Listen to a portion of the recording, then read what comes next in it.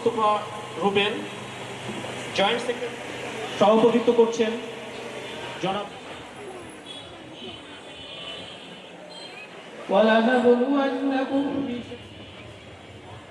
আমি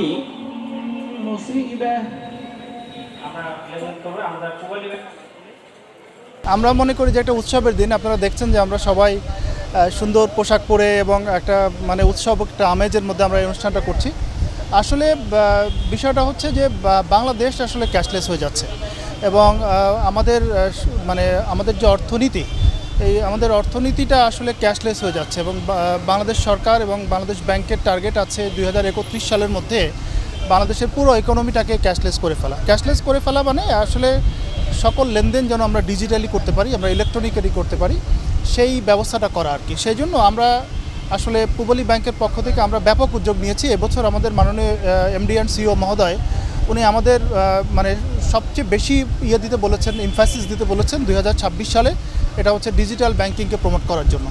এই জন্য আমরা কিন্তু সারা দেশব্যাপী এই অনুষ্ঠানগুলি করছি, শুধু রাজশাহীতে না, রাজশাহীতেও আপনারা আরও অনেকগুলো অনুষ্ঠান দেখবেন, এরপর একের পর এক পর্যায়ক্রমে অনেক অনুষ্ঠান হবে।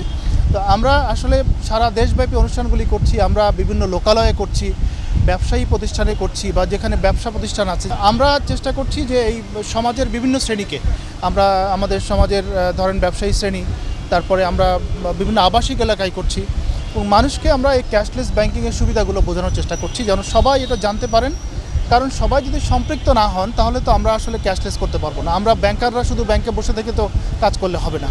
তা আমরা চেষ্টা করছি যে সবাইকে সম্পৃক্ত করে সবাইকে সাথে নিয়ে এবং সরকারের যে টার্গেট, বাংলাদেশ ব্যাংকের যে টার্গেট 2031 সালের মধ্যে বাংলাদেশের অর্থনীতিকে একটা স্মার্ট অর্থনীতি, একটা স্মার্ট ইকোনমিতে পরিণত করা, আমরা সেই টার্গেট অর্জনের জন্যই আজকের এই প্রোগ্রামটা করছি।